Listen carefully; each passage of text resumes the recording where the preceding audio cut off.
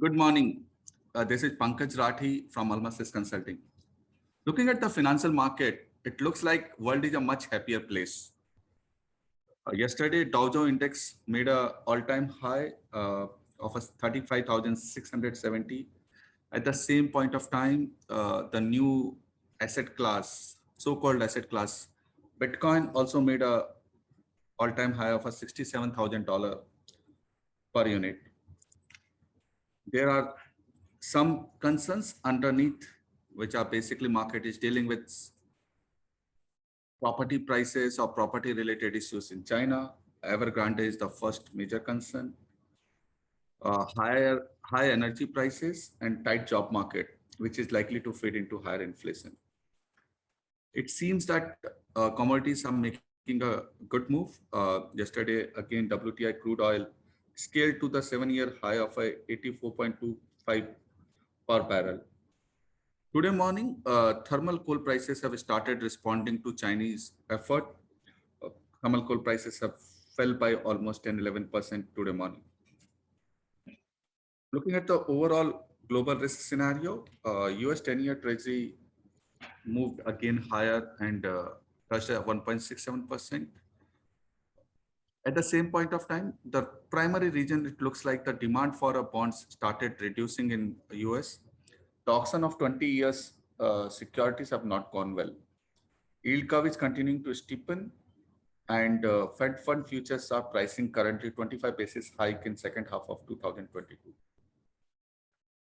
Gold is dealing between $1,760 to $1,790 per ounce. Move towards the higher end of the range due to weaker USD. 10-year Indian bond yield are likely to hover between the range of 635 to 640 and not likely to make any major move ahead of a MPC minutes, which is likely to release tomorrow. And finally, India is expected to touch 100 crore COVID vaccination milestone today. Thank you. Good morning, Shikhar Garg here from Almis Risk Consulting. I'd just like to add on to the fact my colleague just pointed out the world is in a happy place. And definitely, we can see everything pushing higher today, be it cryptos, be it equity markets, or sometimes even a bit worryful factor, but the yields too. So, before we hop on to those particular areas, I'd like to start off with something on the domestic note.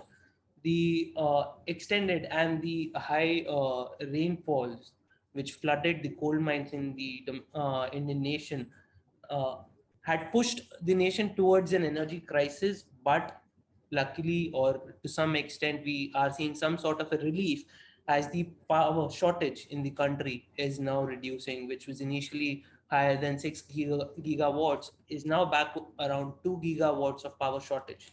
Now, this majorly they are anticipating is on the backdrop of changing weather, but it is definitely bringing in some sort of relief on the energy crisis front.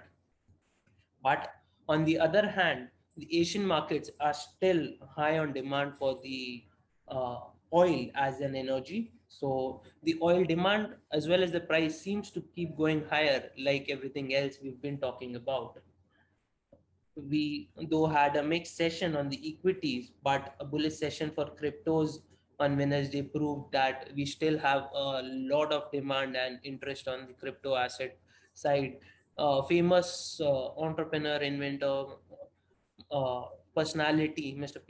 Peter Thiel was also found saying he was under invested in Bitcoin and similar crypto assets. On the macro front, we have the US Fed officials who are still vouching that they might start off with the reduction in the bond purchase program as soon as the middle of next month, mid of November. But any signs of rate hike can see some bit of halting or some time to begin with. But on the trade front, US has come to the fore again while accusing the closest economic rival, China, of not playing by the rules, international commerce rules, uh, fairly, and they are beginning yet another round of confrontation on the economic trade commerce front. The yields on the 2-year note touched 0.44%, highest level in more than a year. And these rising US yields are putting some bit of a pressure on the short-term funding markets. But all we can see right now is yet there is a lot to cheer by a lot of investors as the money keeps pumping, the equity markets making new high. So brace yourselves and have a good trading session. That's it. Thank you.